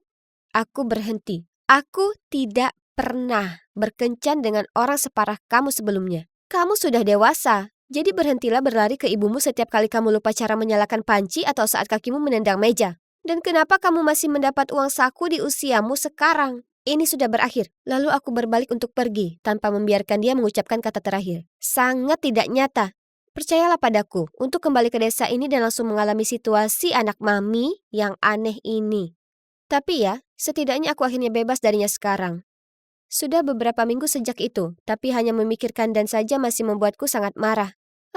Aku perlu keluar sana dan hidup sebentar. Jadi aku menelpon teman dekatku Philip dan mengatur untuk bertemu dengannya dan teman cowok yang aku percayai di bar. Bergembiralah gadis kecil, dia menggoda. Aku tahu apa yang akan membuatmu tersenyum. Grup permainan kami menemukan permainan lucu ini. Yang harus kita lakukan hanyalah memberikan beberapa pujian padanya dan dia membelikan kita semua item baru. Lalu, setiap kali kita pergi berpesta setelah meraih kemenangan, pemula ini juga membayar semuanya. Ego yang luar biasa. Aku mengejek. Selamat kawan, seandainya mantan gebetanku juga begitu murah hati. Lalu aku memutar mataku. Dia tidak pernah menghabiskan 1 sen pun. Ya, setidaknya tanpa meminta izin pada ibunya terlebih dahulu. Philip tertawa kaget. Hei, pemula ini juga sama. Dia membual bahwa meskipun dia miskin, ibunya punya ide untuk menjodohkannya dengan cewek-cewek kaya agar hidupnya bisa makmur. Tunggu sebentar, kedengarannya tidak benar? Aku punya firasat buruk tentang ini. Kemudian Philip menunjuk ke seberang bar dan berkata, "Oh, baru saja dibahas," dan menepuk punggungku. Rasa dingin merambat di punggungku saat aku menarik napas dalam-dalam dan berbalik untuk melihat. Itu adalah Dan. Dan dia sudah punya pacar baru. Aku segera membuat beberapa alasan dan pergi sebelum mereka melihatku. Malam itu, aku tidak bisa berhenti memikirkan pacar baru Dan. Apapun yang dilakukan Dan dan ibunya sama saja dengan penipuan. Jadi aku mengatur pertemuan dengan Philip di sebuah restoran dan menceritakan padanya tentang sejarahku bersama Dan dan betapa aku mengkhawatirkan pacar barunya. Philip menawarkan bantuan dan mengatakan dia akan mencoba mencari informasi lebih lanjut. Beberapa hari kemudian dia melaporkan kembali temuannya. Ternyata, Dan ibunya telah mempelajari pelajaran Claire. Jadi kali ini dengan pacar barunya Lizzie, mereka memainkannya secara berbeda. Dan, seperti yang diperintahkan ibunya, mengambil beberapa foto sensitif Lizzie. Dan sekarang setiap kali dia menolak membayar sesuatu, Dan mengancam akan mempostingnya secara online. OMG, ini membuatku merasa sangat mual. Cewek malang itu terjebak, dan mereka menyedot seluruh uangnya. Ini adalah pemerasan, dan aku akan menghentikannya. Tidak butuh waktu lama bagiku menemukan Lizzie lewat online. Aku kemudian mengiriminya pesan yang mengatakan aku ingin membantu, dan kami mengatur untuk bertemu langsung. Setelah mendengarku mengatakan kalau aku tahu yang sebenarnya, Lizzie langsung menangis. Aku tak bisa membiarkan foto-foto itu tersebar, jadi aku harus tetap menjadi pacarnya dan membayar semuanya. Dia mengusap air mata di pipinya. Aku harus meminjam uang dan sekarang bunganya membuatku jadi terlilit utang senilai ribuan dolar. Dan aku masih tak punya nyali untuk berbicara. Mari kita akhiri ini. Aku membanting tinjuku ke meja. Beranilah Lizzie, aku mendukungmu. Sehari setelah Philip dan aku pergi bersama Lizzie untuk memberitahu orang tuanya, itu buruk. Ibunya mulai menangis dan berusaha menutupi wajahnya sementara ayahnya menjadi marah. Tidak akan ada yang melakukan ini pada gadis kecilku dan lolos begitu saja. Philip menjawab, benar sekali, orang-orang jahat itu akan metong. Kami menghabiskan sisa hari itu untuk mengumpulkan bukti, termasuk semua pesan ancaman yang dikirimkan Dan kepadanya, dan kwitansi yang disimpannya untuk pembelian berlebihan yang dipaksakan oleh Dan untuk dilakukannya. Saat itulah Lizzie menerima pesan dari Dan. Ada restoran mahal yang ingin aku kunjungi. Sayang bawa aku ke sana malam ini atau restoran lain. Aku mencintaimu, X. Lizzie menjawab bahwa dia setuju. Lalu setelah mengetahui Dan keluar, kami pergi ke rumahnya. Kami mengkonfrontasi ibu Dan segera setelah dia mengizinkan kami masuk. Dia ketakutan dan akhirnya mengaku bahwa dia tidak punya pekerjaan dan ayah Danlah yang menafkahi mereka. Sebagai hasilnya, dia sangat memanjakan Dan hingga membuat ayahnya kesal. Jadi dia pergi meninggalkan mereka. Kemudian dia dengan sedih berseru, "Dia tidak mengatakan sepatah kata pun padaku. Dia baru saja meninggalkan pesan pada Dan, jaga dirimu dan ibumu. Aku tahu Dan akan sengsara tanpa kemewahannya. Jadi aku menyuruhnya mencari pacar kaya untuk memanjakannya dan kali ini..." Dia mengalihkan pandangannya dariku ke Lizzie. "Kami harus memastikan pacarnya tidak akan meninggalkannya lagi." Ada ketukan di pintu. Dia menatap kami dengan canggung sebelum dia menjawabnya. Kami mengikutinya dan saat itulah kami melihat 2 polisi menangkapnya. Dia menangis saat mereka membawanya pergi.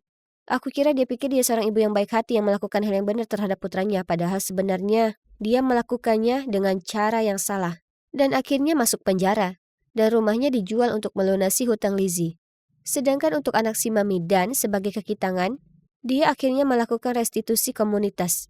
Hei, ini mungkin akan ada gunanya baginya, karena dia akhirnya mengetahui seperti apa sebenarnya kerja keras seharian itu.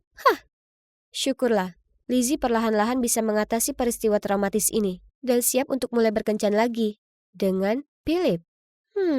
Tentang aku, ya, aku masih jomblo, tapi aku tidak merasa kesepian lagi, karena aku punya teman-teman baik. Selain itu, dengan cara ini aku tidak punya orang yang akan menghabiskan uangku lagi. Semua ini terjadi karena adanya gelombang baru COVID-19. Pihak berwenang memberlakukan lockdown secara nasional yang diperkirakan akan berlangsung selama 2 minggu. Lockdown akan dimulai pada tengah malam. Oh tidak, aku harus kembali ke asramaku. Lagi pula kita tidak perlu membuang waktu lagi untuk membicarakan si brengsek ini. Aku buru-buru mengambil barang-barangku. Lalu tiba-tiba bel pintu berbunyi. Aku akan kembali sebentar lagi. Stephen pergi untuk membukakan pintu, sementara aku tidak punya pilihan selain menunggunya. Astaga, situasi pandemi ini sungguh mengkhawatirkan, dan aku sudah tidak berminat untuk mendengar kabar buruk lagi. Dari ruang tamu, aku bisa mendengar suara siapapun yang berdiri di luar pintu. Hei, bisakah aku menetap di sini sebentar? Tentu, tapi segera selesaikan hidupmu, ya? Gabe? Gabe menoleh ke arahku. Matanya melebar ketika dia menyadari siapa aku dan dia dengan canggung memalingkan muka dariku. Jadi kalian berdua saling kenal? Stephen memandang kami, bingung. Terjadi keheningan yang canggung di antara kami bertiga sebelum dia melanjutkan. Jadi, Janet, ini Gabe. Dia temanku dari tim hoki kampus. Gabe, ini Janet, teman baikku sewaktu SMA. Astaga, ini telah mencapai tingkat ketidaknyamanan yang baru. Gabe kemudian berdeham. Jadi, di mana aku tidur, Stevie? Lalu dia langsung menuju kamar tidur yang ditunjuk Stephen sambil menguap. Mengatakan dia mau tidur dulu. Stephen tertawa dan menoleh ke arahku sambil berkata, dia selalu seperti itu. Kami cukup dekat saat kuliah. Dia kadang-kadang datang dan menginap. Aku tergagap.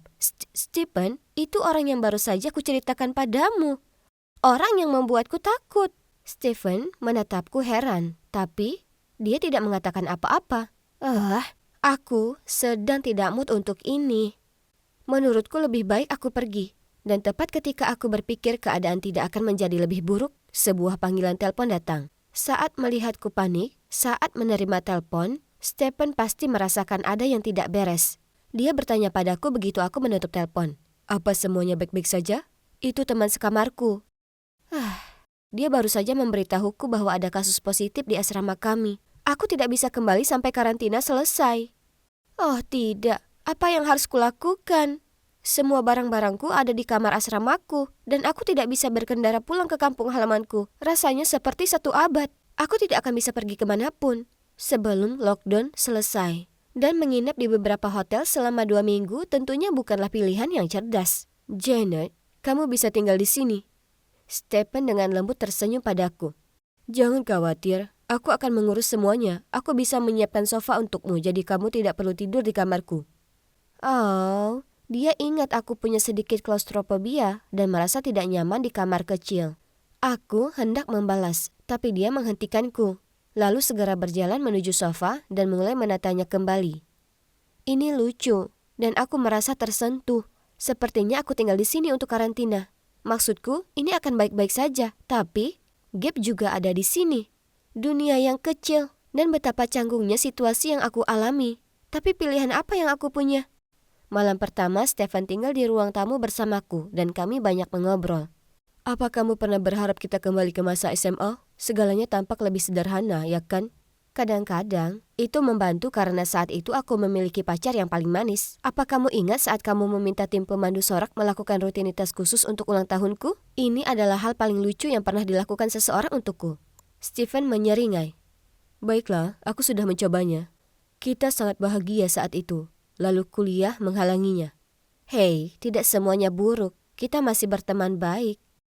Stephen balas tersenyum lembut. Benar sekali. Senang rasanya melakukan perjalanan menyusuri jalan kenangan bersama Stephen. Dia dulunya adalah pacar yang manis dan penuh perhatian. Dan dia tetaplah cowok yang seperti itu. Apapun yang terjadi, berada di dekatnya membuatku merasa aman. Kami terus ngobrol sampai subuh, lalu tertidur. Beberapa saat kemudian di pagi hari, aku terbangun karena suara pintu lemari es dibanting. Melalui mata kabur, aku mengetahui bahwa itu adalah Gabe. Dia memelototiku sebelum dia bergegas kembali ke kamarnya. Kenapa dia begitu membenciku? Lalu aku melihat dia meninggalkan pancake di atas meja. Oh, ini pasti untuk Steven. Jadi aku membawanya ke dia. Dia sedang memakannya saat Gabe muncul kembali. "Hei Gabe, terima kasih untuk pancake-nya." Gabe mendengus. "Ya." Lalu menatapku dengan pandangan kotor sebelum dia pergi lagi. Aku berusaha sekuat tenaga untuk menghindari Gabe, tapi ini tidak mudah ketika aku terjebak di apartemen kecil bersamanya. Aku menghabiskan sebagian besar waktuku membaca buku atau mendengarkan musik. Ya, kami punya sejarah yang baru saja kuceritakan pada Steven sesaat sebelum Gabe membunyikan bel pintu. Kami berkencan selama sebulan. Semuanya baik-baik saja dan aku mulai sangat menyukainya. Dan wah, dia menghilang. Janet ghosting. Aku masih merasa sedih dan belum mau menghadapi semua ini. Apa alam semesta mengatur situasi karantina yang tidak nyata ini sehingga aku bisa mengatasi makhluk hantu ini? Lalu setelah itu, saat Steven sedang mandi, Gabe berjalan ke arahku dan memberikanku sebatang permen. Aku meletakkan bukuku dan mengambilnya darinya. Tapi hanya karena aku tidak ingin bersikap kasar, lalu dia dengan canggung bertengger di tepi sofa dan berkata, ada apa denganmu dan Steven?" Hal ini membuatku jengkel, jadi aku berkata, "Itu bukan urusanmu." "Mungkin saja, aku sudah tahu ada sesuatu yang terjadi saat aku masuk." Lalu sebelum aku bisa menjawab, dia melanjutkan, "Baik. Masuk akal kalau gadis sepertimu akan jatuh cinta pada playboy. Steven adalah cowok yang baik. Dia membiarkanmu tinggal di sini, ya kan? Jadi mungkin kamu harus berpikir 2 kali sebelum menjelek-jelekannya di masa depan." Gabe mengambil permen itu dariku, lalu berdiri. Pipinya menggembung karena marah, dan dia tampak seperti akan meledak. Saat itulah Steven muncul dan mencoba meredakan situasi. Dia mengajak Gabe keluar ruangan, tapi setelah itu, aku terlalu marah untuk membaca. Jadi aku duduk di sana sambil memikirkan banyak hal dan merasa lebih jengkel dari sebelumnya. Makan malam itu sangat canggung. Kami semua duduk mengelilingi meja dalam keheningan yang mematikan dan Gabe serta aku menghindari kontak mata. Aku merasa tidak enak karena Steven terjebak di tengah situasi ini. Dia tidak pantas menerima ini. Saat aku sedang cuci piring, Gabe berkata kepada Steven, "Bisakah kamu memberi kami ruang? Aku perlu berbicara dengan Janet secara pribadi." Steven pergi ke kamar tidurnya, lalu Gabe menunggu sampai aku selesai, lalu mengajakku pergi ke balkon bersamanya. "Lihat Janet, kamu cerdas, cantik, dan sangat mandiri. Aku jatuh cinta padamu tepat pada kencan pertama." Iya, semoga berhasil membodohiku sekali lagi. Aku sudah melupakannya.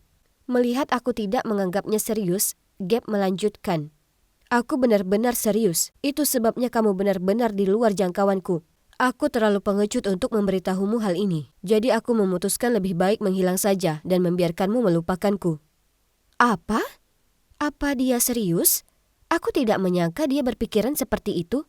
Dia meminta maaf atas perbuatannya dan aku mengatakan kepadanya bahwa aku memaafkannya. Oke, jadi mungkin Gabe tidak seburuk itu. Dia hanya merasa tidak aman. Ini menyebalkan karena kami melakukannya dengan sangat baik. Setelah percakapan kami, rasa canggungku berkurang saat berada di dekat Gabe. Dia mulai melakukan hal-hal lucu untukku, seperti meninggalkan makanan ringan dengan catatan kecil yang berisi coretan-coretan lucu di bantalku, membawakanku jus, dan menunjukkan meme-meme lucu di ponselnya. Maksudku, ini tidak menggantikan apa yang dia lakukan. Tapi, kami dikurung di ruang kecil bersama-sama, jadi kesopanan tidak ada salahnya, bukan? Tapi kemudian Stephen mulai bersikap aneh. Setiap kali Gabe melakukan sesuatu yang baik, Steve akan mengomel, mendengus, dan pada beberapa kesempatan menggumamkan komentar kasar seperti, "Dari hantu menjadi penguntit. Bagus." Kenapa dia menjadi seperti ini? Hei, jangan bilang kalau dia cemburu pada Gabe. Hebat, melempar minyak ke api. Lalu pada suatu makan siang, Gabe membuatkan kami sup bawang Prancis. Saat dia memberikannya kepadaku, Stephen menggelengkan kepalanya dan tertawa berkata, "Itu bau. Ini adalah upaya yang buruk untuk membuat Janet terkesan. FYI, dia benci bawang." "Apa maksudmu? Aku tidak mencoba membuat siapapun terkesan." "Ayolah, aku tahu kamu masih memiliki perasaan terhadap Janet, tapi kamu bukan tandingannya." Aku memperhatikan mereka dengan wajah datar karena aku tidak dapat memproses apa yang sedang terjadi. Lalu Stephen menoleh padaku dengan berani berkata, "Janet, banyak hal telah terjadi dan berubah. Tapi ada satu hal yang masih kokoh. Itulah perasaanku padamu.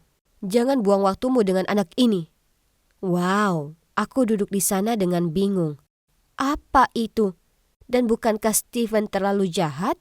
Ini adalah sisi dirinya yang belum pernah kulihat sebelumnya dan aku tidak menyukainya. "Stevie, apa ini? Kukira kita sahabat." "Ya, santai saja. Dengar, kita berdua menyukai Janet, jadi dia hanya perlu memutuskan siapa yang dia inginkan. Jadi, siapa pemenangnya?" OMG, ini persis seperti situasi Twilight Saga. Aku harus memilih antara dua pria yang sangat berbeda.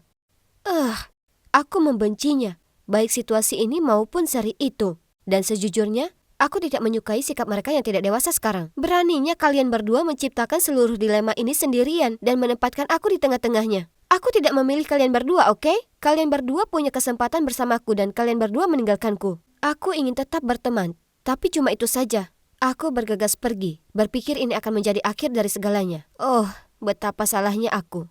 Suatu kali aku sedang menonton film sendirian dan bangun untuk pergi ke kamar mandi. Ketika aku kembali, mereka berdua sedang duduk di sofa, saling berdebat tentang siapa yang harus tinggal dan duduk bersamaku. Karena muak aku berteriak, "Maukah kalian berdua berhenti? Kamu meninggalkanku untuk kuliah, dan kamu atas rasa tidak amanmu sendiri. Dan salah satu dari kalian bertingkah seperti pria dewasa. Aku ingin pacar yang bisa kuandalkan, dan yang pasti tidak ada di antara kalian. Sejauh yang aku ketahui, perasaan romantis apapun yang aku miliki terhadap kalian berdua sudah berlalu dengan baik dan benar." Mereka berdua menatapku kaget dan keheningan yang canggung pun terjadi. Apakah itu agak kasar pada mereka? Meskipun begitu, mereka tetap perlu mengetahui perasaanku agar mereka menghentikan ilusi mereka sendiri dan berhenti bertengkar dengan sia-sia. Untungnya, karantina sudah hampir selesai, jadi setidaknya aku akan keluar dari apartemen yang menyesakan ini dalam 2 hari. Ya ampun, itu adalah 2 hari terpanjang yang pernah ada. Tidak ada yang berbicara satu sama lain dan suasananya sangat buruk. Ketika akhirnya berakhir, aku mengucapkan terima kasih dengan cepat dan bergegas menuju pintu. "Janet, kita masih berteman kan?" "Ya, kamu juga masih temanku ya?" Steven dan Gabe dengan tidak sabar menantikan jawabanku. Tapi aku hanya tersenyum pada mereka berdua lalu pergi. Sebenarnya, aku tidak yakin ingin berteman dengan salah satu dari mereka lagi. 2 minggu terakhir ini sangat aneh dan kacau, sehingga aku tidak bisa memikirkan apapun lebih jauh.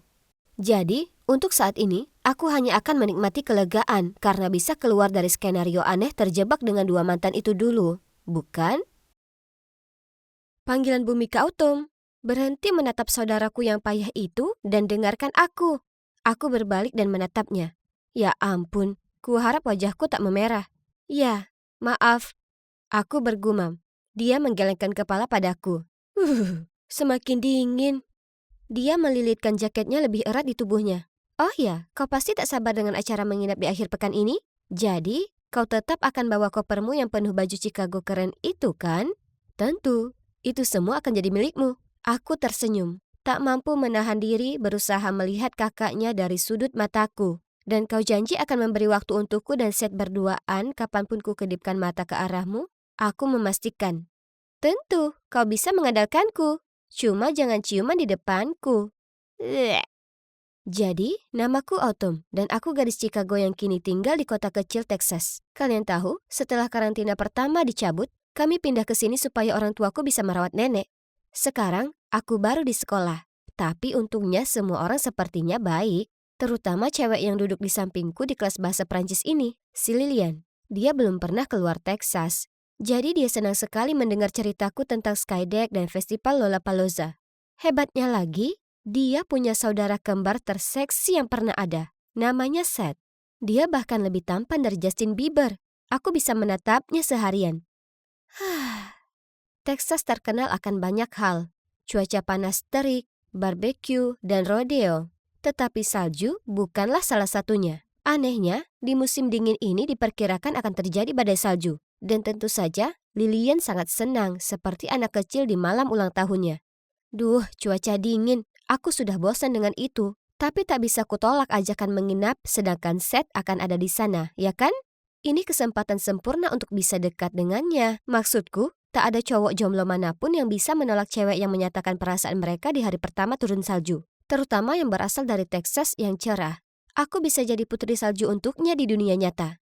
Lilian kemudian mulai mengoceh soal semua rencana akhir pekannya. Antisipasinya yang berlebihan sangatlah lucu. Maksudku, itu kan cuma salju. Tapi kurasa bagi cewek yang bahkan tak punya boots hujan, ini merupakan momen yang sama penting seperti Thanksgiving.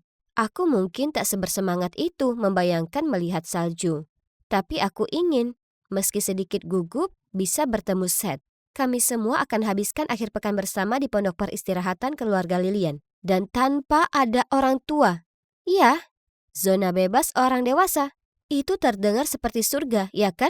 Pagi itu Trevor dan Lilian datang menjemputku. Lilian sangat senang ketika melihat koper besarku berisi baju musim dingin yang kujanjikan padanya. Sampai-sampai dia sendiri mampu masukkan itu ke bagasi mobil tanpa usaha. Dia pasti sangat menyukainya, ha? Oh iya, maaf, aku lupa sebutkan Trevor. Dia itu cowok kutu buku di kelas kami dan juga teman baik Seth. Semua orang tahu dia suka Lilian, tapi sudah jelas Lilian tak suka. Dia hanya ingin seorang pesuruh. Jadi tak mengejutkan kalau Trevor mau bergabung dengan kami di acara ini. Dan dengan sukarela mengantar Lilian dan juga aku, rupanya, menuju tempat tersebut. Oke, sebelum kau bertanya, Seth sudah tiba di pondok karena dia harus bawa makanan dan siap-siap. Jadi, jangan khawatir, kau akan segera ketemu pangeran tampanmu. Lilian iseng menyenggolku. Aku berusaha keras, pura-pura tak terpengaruh dengan candaannya. Tapi hanya memikirkan Seth saja membuat jantungku berdetak kencang lagi. Kami tiba di rumah kayu yang cantik di luar kota. Kubuka pintu dengan semangat lalu berkeliling ke dalam mencoba mencari Seth. Oh, itu dia, di halaman belakang, memanggang marshmallow. Betapa menggemaskannya dia terlihat memakai sweater itu. Tapi, oh, dia tidak sendiri. Ada seorang cewek sedang duduk di sebelahnya. Melihatku kebingungan, Lilian menuntunku keluar. Autumn, ini sepupu kami, Charlie. Lilian menunjuk cewek tadi. Dan ini Seth. Kalau kau tak tahu, dia menggodaku. Yesus, Lilian, tetaplah tenang. Dia membuatku memerah seperti tomat lagi. Kemudian dia berkedip padaku dan menyuruh kami berdua masuk untuk siapkan minuman dan salad. Sementara dia dan Trevor mengurus barbeque. Kami pun melakukannya. Setelahnya aku bahkan membantu Seth mendekor ruangan itu dengan lampu berkelap-kelip. Romantis, bukan? Ya, semestinya begitu kalau tak ada Charlie di sana. Dia tak mau tinggalkan Seth sendiri sebentar saja. Dia tak membantu. Dia cuma duduk di sana mengecat kukunya. Ya ampun, apa dia tak mengerti? Jadi, saat Seth pergi ke kamar mandi, aku mendatanginya. Dan sambil memaksakan senyum aku berkata, "Hei, di sini membosankan. Kenapa kau tak di luar saja?" "Enggak aku tak apa-apa." Dia perhatikan kuku-kukunya yang baru dicat. Lilian perlu privasi dengan temannya. Lagi pula, Seth tak nyaman berada dengan orang asing. Apa? Aku pergi ke sekolah yang sama dengannya. Jadi aku ini bukan orang asing. Cewek ini mengacaukan rencanaku. Tidak. Dia mengacaukan hidupku. Sejauh ini, malamku tak berjalan persis seperti rencana. Selain Charlie tak biarkan aku dekat-dekat dengan Seth, dia juga bersikap aneh di dekatnya. Diambilnya roti burger milik Seth dan menuangkan saus di atasnya. Ya ampun, memangnya dia itu siapa? Ibunya? Kemudian ada Trevor, yang terlihat benar-benar mematung saat Lilian berpegangan ke lengannya karena diserang serangga. Kukira Trevor menyukainya. Terserahlah, aku perlu waktu sendirian bersama Seth.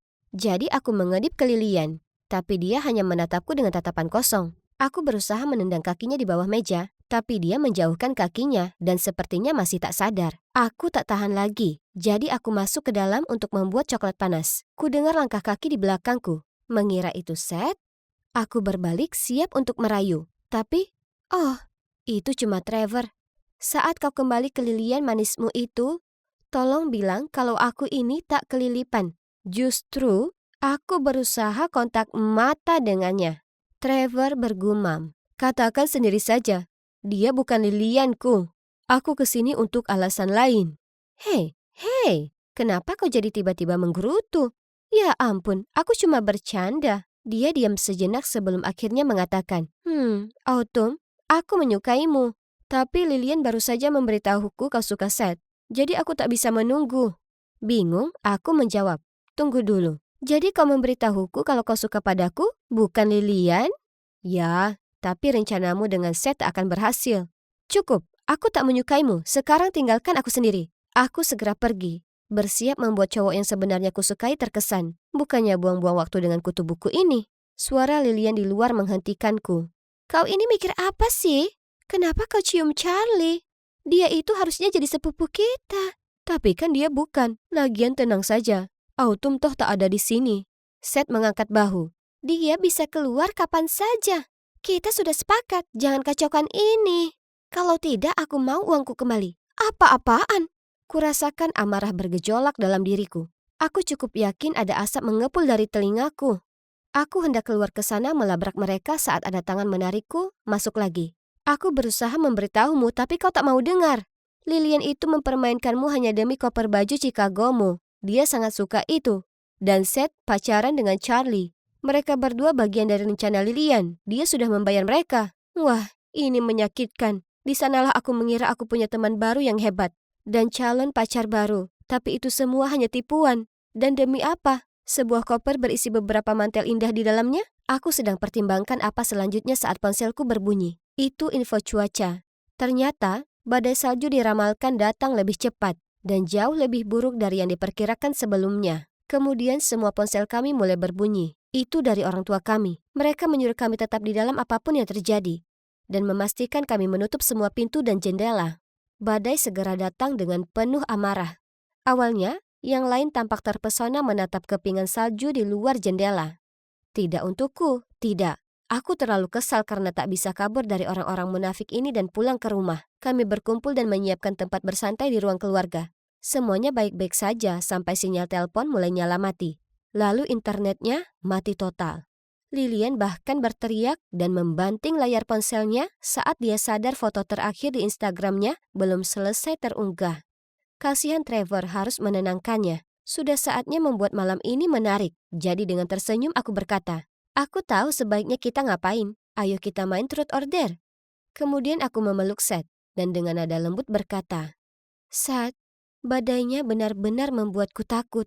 Dia memandang canggung tapi membalas, tak apa, aku akan menjagamu. Kemudian dia melingkarkan lengannya padaku. Aku melihat ke arah Charlie.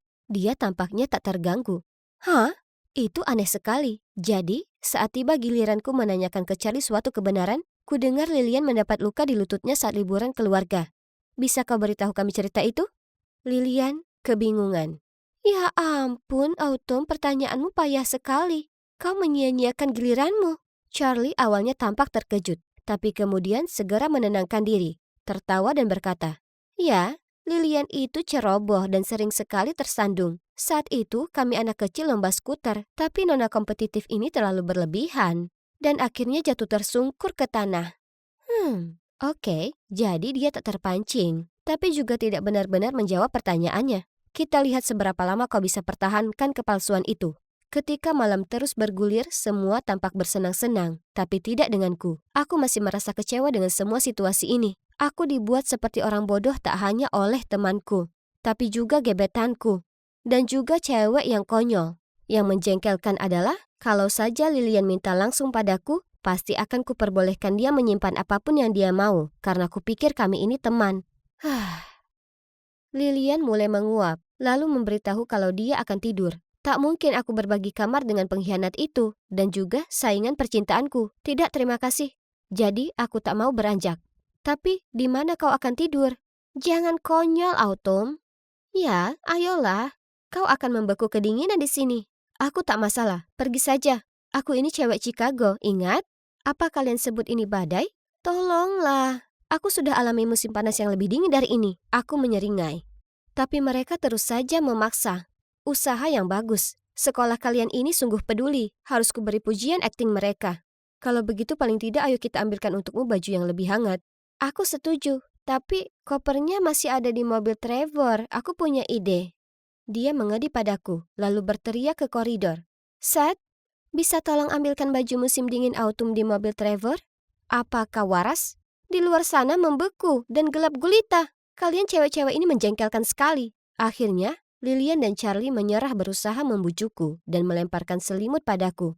Akhirnya, sendiri saja dari para manusia palsu itu, aku meringkuk di sofa dan menghela napas panjang untuk tidur. Hanya saja, setengah jam kemudian, aku masih berguling-guling. Banyak yang kupikirkan, dan angin di luar menderu. Saat itu kuapit kepalaku di antara kakiku, berusaha mempertahankan panas tubuhku. Ya ampun, pastinya ini semakin dingin. Kemudian tiba-tiba, ku dengar 3 ketukan berturut-turut di pintu. Rasa merinding menjalar ke seluruh tubuhku. Aku pasti salah dengar, ya kan? Aku menahan napas untuk mendengarkan. Lalu ada 3 ketukan lagi.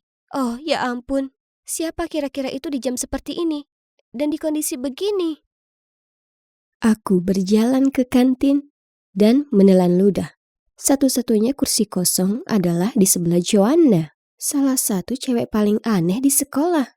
Dia selalu duduk sendirian dan biasanya aku menghindarinya karena orang bilang dia tidak banyak bicara dan sangat pemalu. Tapi entah kenapa aku merasa kasihan padanya. Maksudku, seberapa burukkah hal itu? Ya, kata-kata terakhir yang terkenal. Itu buruk. Aku duduk sambil tersenyum, tapi dia hanya memelototiku dan bergumam. Lanjutkan, lemparkan aku ejekan paling parahmu. Aku bingung dan berkata, oh tidak, aku cuma mau duduk di sini dan menyapa. Kamu tidak apa-apa. Tiba-tiba, Joanna mulai berbicara dengan kecepatan jutaan mil per jam, dan bilang tentu saja dia tidak baik-baik saja, dan dia harus menemui terapi setiap hari. Kemudian dia menunjukkan kepadaku semua pil yang harus dia minum, dan bilang bahwa dia menderita anxiety yang sangat parah. Aku kaget. Kewalahan dengan TMI, aku merasa tidak nyaman dan berpikir untuk pergi. Tapi kemudian dia meraih tanganku dan berkata, kita berteman sekarang ya kan? Aku belum pernah punya teman seumur hidupku. Kamu adalah orang pertama yang benar-benar bisa membuatku bercerita. Bahkan orang tuaku pun tidak tahu betapa sulitnya menjadi diriku. Wow, aku tidak bisa meninggalkannya sekarang. Aku menepuk pundaknya dan memberitahunya bahwa aku akan dengan senang hati menjadi temannya. Maksudku, paling juga cuma menghabiskan makan siang bersama atau pergi minum kopi, itu akan baik-baik saja. Namun, penafsiran Joanna terhadap seorang teman sedikit berbeda dengan penafsiranku. 3 hari kemudian, aku terlambat pulang dari perpustakaan. Jadi aku langsung menuju kamarku seperti biasa dan mulai ganti baju. Ternyata aku menemukan Joanna tepat di belakangku saat aku berbalik. Dan aku hampir membangunkan seluruh gedung dengan teriakan ketakutan. Oh hei teman sekamar, katanya sambil tersenyum lebar. Apa? Ini gila. Teman sekamar? Apa maksudmu? Dia hanya tertawa dan bilang dia merasa kesepian di asramanya sendirian. Dan karena aku punya kamar ganda, dia bertanya kepada pengawas asrama apakah dia bisa tinggal bersamaku. Menurutku ini tidak terlalu buruk. Maksudku, aku juga terkadang merasa kesepian. Jadi malam itu kami begadang ngobrol sampai larut malam. Dan sejujurnya, senang rasanya punya teman sekamar. Kami menjadi cukup dekat dan beberapa malam kemudian, kami menonton film malam hari. Joanna menoleh ke arahku dan berkata, Carrie, ada sesuatu yang harus aku sampaikan kepadamu. Oh tidak, pastinya tidak ada lagi hal-hal mengganggu yang tersisa. Bagaimana cewek ini mengatasinya? Tapi kemudian dia mulai tersipu dan berkata, aku suka seseorang. Namanya Mitch. Ya ampun, aku tahu persis siapa yang dia bicarakan. Joanna, dia cowok brengsek. Dia benar-benar seorang buaya. Kamu terlalu baik untuknya. Setidaknya, itulah yang ku bilang. Tapi yang ku maksud adalah dia hanya menyukai cewek-cewek populer. Dia tidak pernah memilih cewek seperti Joanna. Joanna tidak menerimanya dengan baik. Kamu cemburu, kan? Aku yakin kamu juga suka padanya. Ya, aku yang pertama kali bilang jadi dia milikku. Terima kasih banyak. Aku tidak pernah menyukai seseorang seperti Mitch. Aku bukan cewek seperti itu. Joanna kemudian berkata dia akan membuktikan kepadaku bahwa dia bisa memenangkan hatinya. Aku merasa kesal padanya dan kembali menonton film.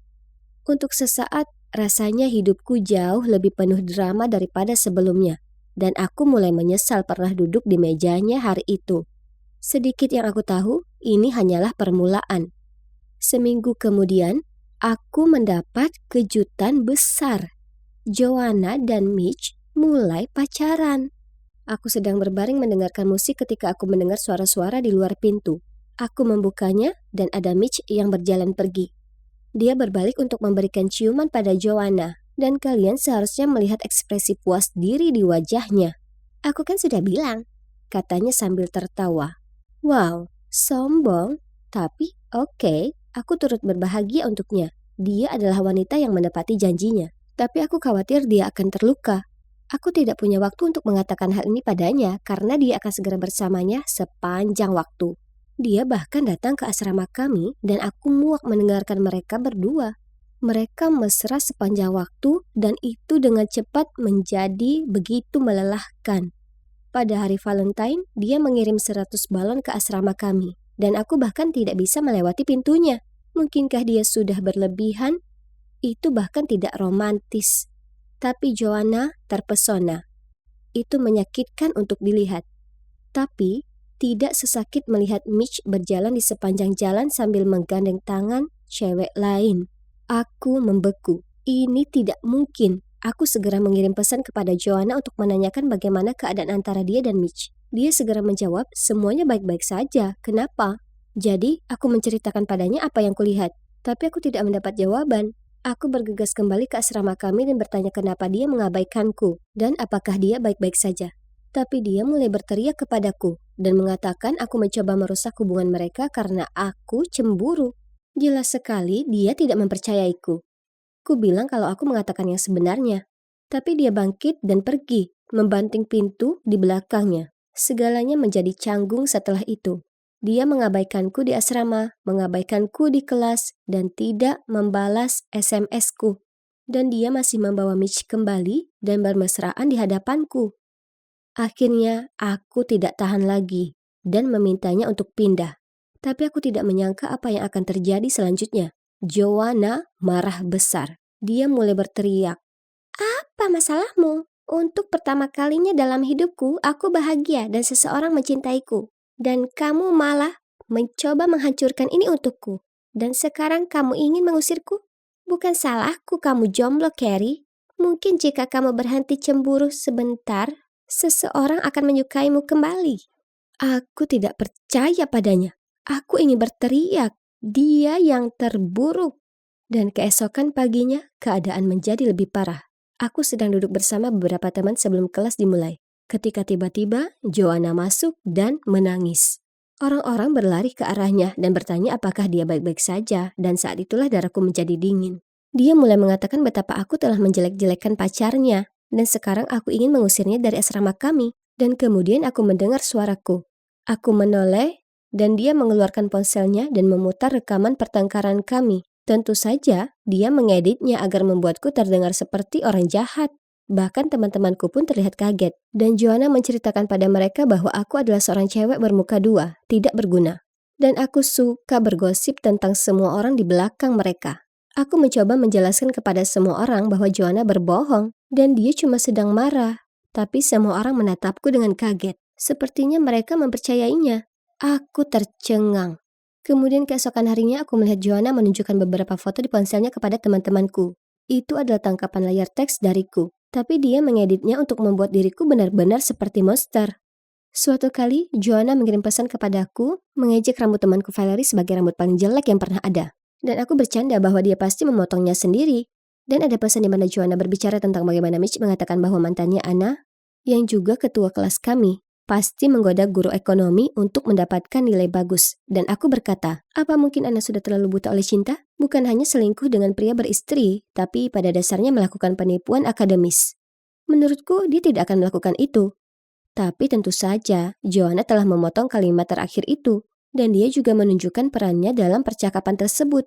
Ngomong-ngomong, aku terlihat seperti teman paling jahat yang pernah ada. Aku mencoba memberitahu mereka apa yang dilakukan Joanna, namun mereka terlalu terluka untuk mempercayaiku. Tapi bukan itu saja. Soalnya, Joanna telah mengirimkan pesan ini ke seluruh sekolah.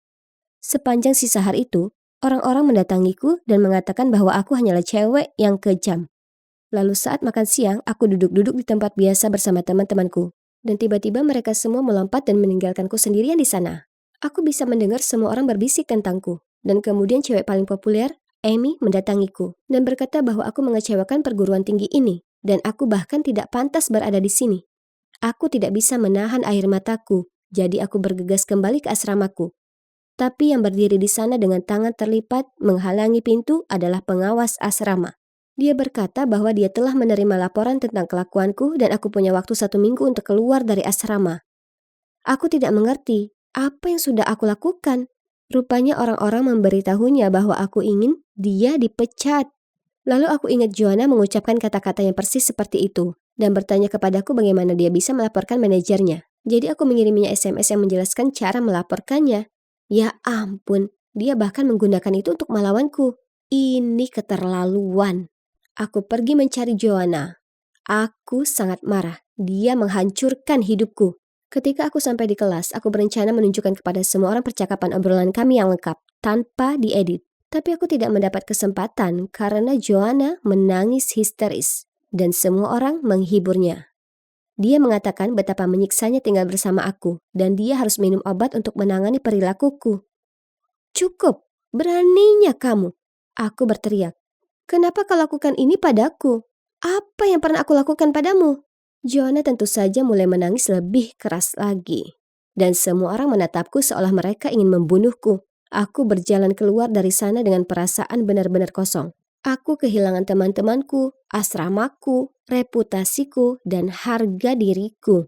Semua karena ular itu. Aku masih tidak tahu apa kesalahanku. Semakin aku mencoba memahaminya, semakin banyak orang yang membela Joanna. Itu tidak ada gunanya. Tidak ada yang mendengarkan penjelasanku. Akhirnya aku mengabaikan mereka semua, keluar dari asrama dan bersikap seolah Joanna tidak pernah ada. Untungnya, aku mendapat beberapa teman baru yang mencintai dan mempercayaiku dan tidak pernah memutarbalikkan kata-kataku. Mengenai gosip tentangku yang masih disebarkan orang lain, aku belajar untuk tidak mendengarkannya. Dan sekitar 4 bulan kemudian, aku mendapat email dari Joanna. Aku terkejut. Dia berkata, Carrie, aku minta maaf, kamu benar selama ini. Mitch selingkuh dan aku seharusnya mendengarkanmu.